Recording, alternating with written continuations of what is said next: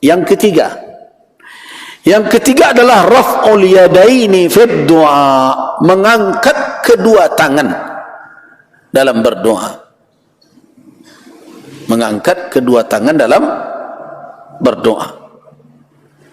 Minas sunnati an yarfa'al muslimu yadaihi fid du'a. Nah, disunnahkan seorang muslim bila berdoa hendaklah mengangkat kedua tangannya. Tadi ada hadis Abu Musa ketika membawa pesan Abu Amir, minta dimohonkan oleh Rasul didoakan agar mendapatkan ampunan. Nabi meminta datangkan air wudu, beliau berwudu, kemudian beliau mengangkat kedua tangan beliau. Itu dalil juga bahwa mengangkat tangan disunnahkan. Begitu juga ketika Nabi SAW berdoa kepada Allah berlepas diri dari perbuatan Khalid ibn al-Walid. Khalid membunuh orang yang telah menyerah dan mau masuk Islam tapi tidak pandai mengucapkan kalimat syahadat untuk masuk Islam. Atau ada yang mengatakan Khalid menganggap orang itu pura-pura masuk Islam karena sudah terdesak di dalam pertempuran. Ditebas juga oleh Khalid. Ketika dilaporkan itu, Rasulullah tidak menerima dan tidak setuju dengan perbuatan Khalid ibn al-Walid. Nah, ini terjadi juga pada Usamah bin Zaid bin Harisah ketika dia membunuh seorang yang telah menyerah dan mau masuk Islam. Kata Usama, ya Rasulullah, dia itu mengatakan kalimat tersebut karena takut saja melihat pedang saya. Dia sudah tidak bisa melawan. Tapi apa kata Nabi? Ya Usama, wahai Usama, umirtu, aku diperintahkan peperangan berjalan sampai orang kalau ada yang mengucapkan kalimat la ilaha illallah usima minni, terpelihara dariku damuhu, darahnya, wa irduhu, kehormatannya, wa maluhu, hartanya. Ma umirtu an unaqiba sudur rijal, saya tidak disuruh, kata Nabi, untuk membolongi dada orang, memeriksa imannya ada tak di hatinya. Tak sampai kesinan perintahnya do kata Nabi. Kenapa engkau bunuh orang yang telah mengatakan kalimat itu? Nah, terulang pada Khalid ibn al-Walid.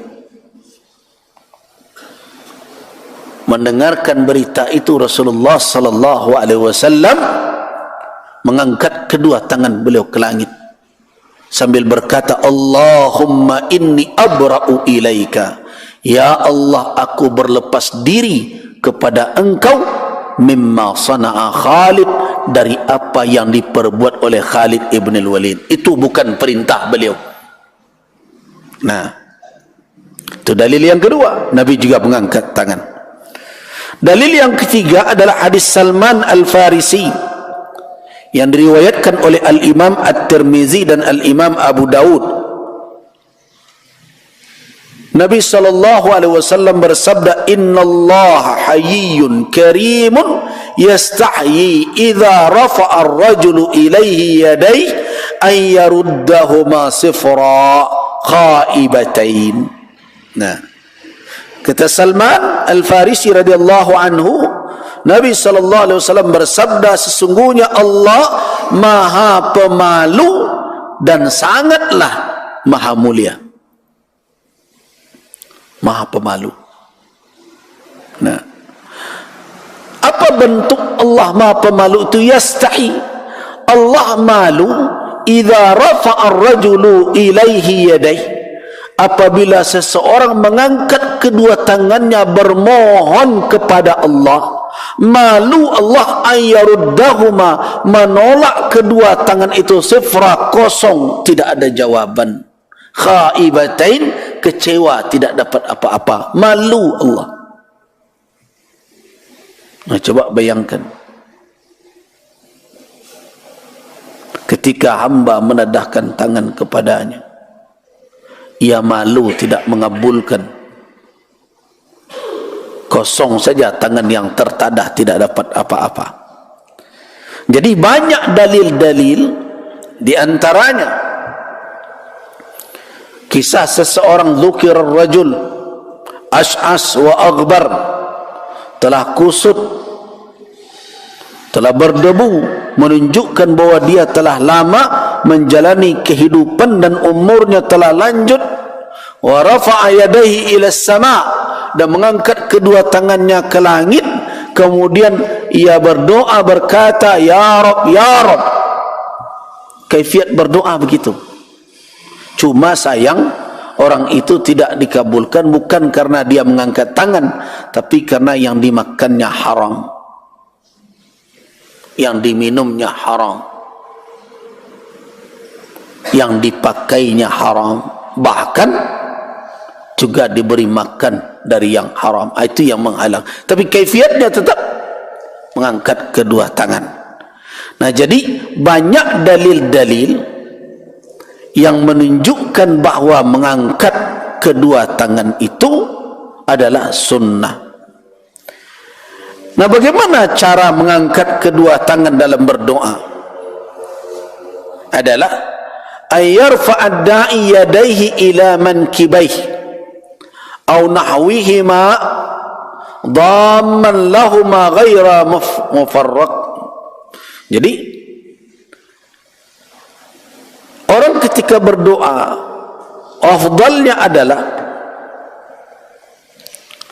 mengangkat kedua tangannya nahwal mankibain, setentang dengan bahunya, kecuali nanti ketika seseorang dalam beribtihal, bermunajat yang sangat memohon, seperti di dalam salat al-istisqa, Rasulullah mengangkat sangat tinggi sehingga tampak bayada ibtahi, putihnya ketiak Nabi. Itu mubalaghah ketika bersengatan. Tapi kalau dalam doa biasa, itu mengangkat kedua tangannya adalah separas bahunya. Ada pendapat yang mengatakan bahawa kedua telapak tangan itu dhamman lahuma, dipertemukan. Tapi apakah harus begini? Tidak. Nah, basitan butunahuma nahwas sama, batnul kaffi, telapak tangan menghadap ke langit. Nah, sedangkan zahrul kaffi, punggung tangan menghadap ke bumi. Assalamualaikum. Jadi batnul kaffi ke langit, sedangkan punggung tangan menghadap ke bumi. Adapun fi halil ibtihal, di saat betul-betul ada situasi dan kondisi yang sangat rumit dan seseorang betul-betul menginginkan untuk bermunajat sangat dengan Allah dalam keadaan syiddah, maka pada waktu dia bermubalaghah, bersengatan dalam meminta, maka pada waktu itu dia mengangkat setinggi-tingginya. Itu dalam keadaan yang sangat syiddah, susah dan sulit betul. Nah, sebagaimana yang dilakukan oleh Nabi SAW inda nawazil, ketika ada bencana turun, inda syada'id, ketika dalam keadaan sangat sulit, sehingga berdoa disunnahkan betul-betul mengangkat tangan setingginya, sebagaimana yang dilakukan Nabi dalam solat istisqa, sehingga tampak bayadha ibtaihi, putihnya dua ketiak Nabi tampak, karena Nabi lengan bajunya longgar. Nah,